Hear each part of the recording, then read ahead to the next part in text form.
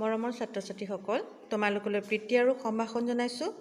আজিৰ সমাজ বিজ্ঞানৰ ক্লাছত তোমালোকৰ ভূগোলৰ লেছন পৃথিৱীৰ কথা এই পাঠটো পঢ়িবলৈ উলিয়াই লৈছোঁ। পৰীক্ষা তোমালোকৰ আহিব, গতিকে সকলোৱে পাঠটো খুব সুন্দৰকৈ পঢ়িবা। মই কোৱা কথাখিনি ভালদৰে চাই যাবা। কিতাপ উলিয়াই ল'বা। সৌৰজগতৰ কথা পাঠটো আমি আলোচনা কৰিছিলোঁ। আজি আমি পৃথিৱীৰ কথা পাঠটো আলোচনা কৰিম। আমি পৃথিৱীৰ বিষয়ে আলোচনা কৰিম। পৃথিৱীখন কেনেকুৱা? ঘূৰণীয়া। পৃথিৱীখন হ'ল ঘূৰণীয়া। আমি এটা কথা জানো যে পৃথিৱীৰ দুইটা মূৰ জোঙাৰ দৰে অলপ কমলা টেঙাটোৰ দৰে হয় আৰু মাজটো ওফন্দা হয়। এনেকুৱা ধৰণৰ গ্ৰহ সৌৰজগতত আৰু পোৱা নাযায়। গতিকে ভূবিজ্ঞানীসকলে জিঅইড বুলি কয়। জিঅইড শব্দৰ অৰ্থটো হৈছে পৃথিৱী সদৃশ। এতিয়া আমি চাম যে পৃথিৱীৰ এই অংশটো কোৱা হয় উত্তৰ মেৰু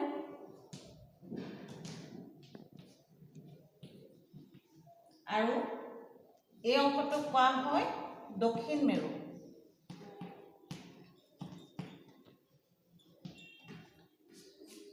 আলোচনাৰ সুবিধাৰ কাৰণে ভূবিজ্ঞানীসকলে এডাল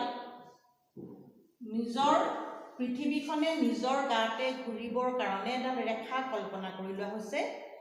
এই ৰেখাডালক কোৱা হয় মেৰুদণ্ড বা মেৰুব্যাস।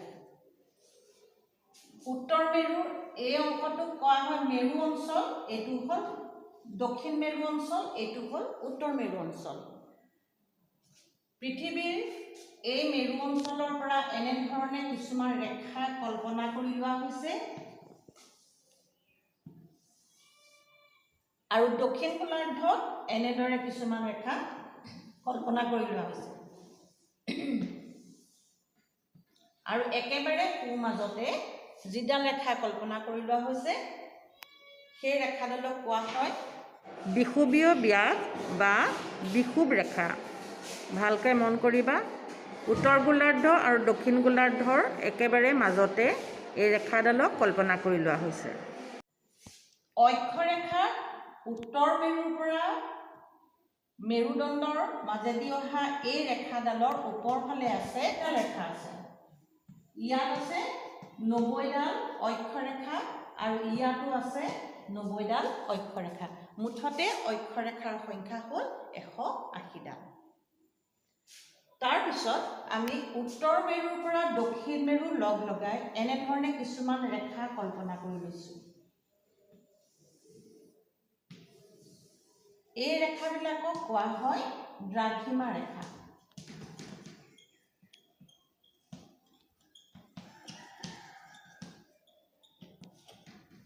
এনেকৈ দ্ৰাঘিমা ৰেখাৰ সংখ্যা হ'ল, এইফালে আছে পশ্চিম আৰু পূব দুইটা দিশতে আছে। এইফালে আছে 180ডাল আৰু এইফালে আছে 180ডাল। মুঠতে দ্ৰাঘিমা ৰেখাৰ সংখ্যা হ'ল 360ডাল। এই কথাখিনি আমি মন কৰিব লাগিব। এতিয়া আমি শিকিম আমি এই ৰেখাবিলাক কিয় কল্পনা কৰি লৈছোঁ। 4টা কাৰণ আছে। এই 4টা কাৰণ তোমালোকৰ কিতাপত খুব সুন্দৰকৈ লিখা আছে। সেইকেইটা হ'ল পৃথিৱীৰ আকাৰ আৰু আয়তনৰ বিষয়ে বুজাত সহায় কৰে, কোনো স্থানৰ অৱস্থিতি জনাত সহায় কৰে, পৃথিৱীৰ জলবায়ু আৰু বিভিন্ন অঞ্চলৰ বতৰৰ বিষয়ে অধ্যয়ন কৰাত সহায় কৰে আৰু সময় গণনা কৰাত সহায় কৰে। এইকেইটা কাৰণৰ বাবে আমি অক্ষৰেখা আৰু দ্ৰাঘিমা ৰেখাবিলাক কল্পনা কৰি লৈছোঁ। অক্ষৰেখাসমূহৰ ভিতৰত 4ডাল অক্ষৰেখা অত্যন্ত গুৰুত্বপূৰ্ণ।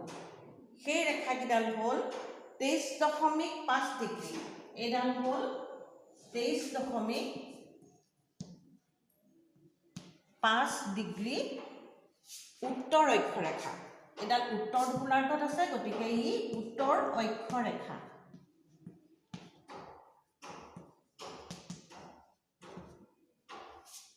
এই ৰেখাডালক কৰ্কটক্ৰান্তি ৰেখা বুলিও কোৱা হয়।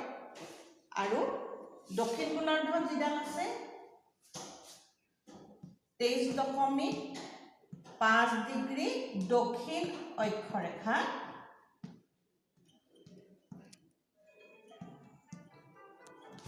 এই ৰেখাডালক কোৱা হয় মকৰ সংক্ৰান্তি ৰেখা। তোমালোকে ওপৰৰ ছবিটোত দেখিছা সুমেৰু বৃত্ত, কৰ্কটক্ৰান্তি, বিষুৱ ৰেখা, মকৰ সংক্ৰান্তি, কুমেৰু বৃত্ত আৰু এফালে দেখিছা পশ্চিম আৰু এফালে দেখিছা পূব। গতিকে এনেধৰণে তোমালোকে মই কোৱা কথাখিনি বুজিবলৈ সুবিধা পাবা। কিতাপত আছে, ভালধৰণে চাই ল'বা। ইয়াৰ পিছত আমি আৰু এটা ছবি দেখিম, বিষুৱ ৰেখা কোনডাল। ইয়াত সুন্দৰকৈ লিখা আছে তোমালোকৰ কিতাপত, উত্তৰ গোলাৰ্ধ আৰু দক্ষিণ গোলাৰ্ধৰ সোঁমাজতে এই বিষুৱ ৰেখাডাল কল্পনা কৰি লোৱা হৈছে। এই অঞ্চলটোত সূৰ্যৰ ৰশ্মি আটাইতকৈ বেছি পৰে, গতিকে এই অঞ্চলটো খুব বেছি গৰম হয়, সেইকাৰণে এই অঞ্চলত মানুহ বসবাসৰ বাবে উপযোগী নহয়। এই অঞ্চলটোক কোৱা হয় বিষুৱীয় অঞ্চল।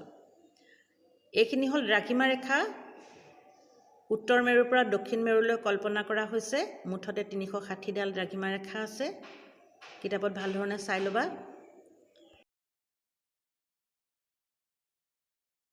এই যে আমি উত্তৰ অক্ষৰেখা, দক্ষিণ অক্ষৰেখা বা দ্ৰাঘিমা ৰেখাবিলাক যে আমি আঁকিছোঁ, কিয় আঁকিছোঁ বা আমি ভূবিজ্ঞানীসকলে কিয় কল্পনা কৰি লৈছে, ইয়াৰ 4টা কাৰণ আছে। সেইকেইটা তোমালোকক ইতিমধ্যে বুজোৱা হৈ গ'ল, ভালধৰণে চাবা। ইয়াৰ পিছৰ কালাংশত আমি এফালে চাম যে সূৰ্যগ্ৰহণ কেনেদৰে হয়, চন্দ্ৰগ্ৰহণ কেনেদৰে হয়, এইবিলাক পৃথিৱীত ঘটা কিছুমান পৰিঘটনা, এইবিলাকৰ বিষয়ে আমি শিকিম। সূৰ্যটো মাজতে লৈ পৃথিৱীখন চাৰিওফালে ঘূৰে, ঠিক যেনেদৰে অন্যান্য গ্ৰহবিলাকো ঘূৰে, নিজৰ গাটো ঘূৰে। তোমালোকক মই এবাৰ দেখাইছিলোঁ, আমি নিকেতনৰ ক্লাছ কৰি থাকোঁতে, মনত আছে নিশ্চয়। এনেদৰে নিজৰ মেৰুদণ্ডৰ ওপৰত ভিত্তি কৰি পশ্চিমৰ পৰা পূবলৈ এপাক ঘূৰাতে হ'ল দিন, আৰু সূৰ্যৰ পোহৰ নপৰা ছাইডটো হৈ যায় ৰাতি। এনেদৰে নিজৰ মেৰুদণ্ডৰ ওপৰত ঘূৰিলে দিন ৰাতি হয়, আৰু পৃথিৱীখন সূৰ্যৰ চাৰিওফালে ঘূৰিলে ঋতুৰ পৰিৱৰ্তন হয়।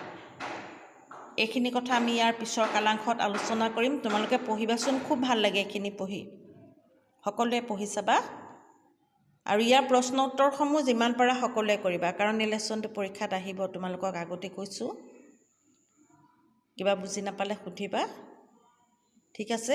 আজিলৈ তোমালোকৰ সময় হৈ আহিল, ইমানতে পাঠৰ সামৰণি মাৰিছোঁ। নমস্কাৰ।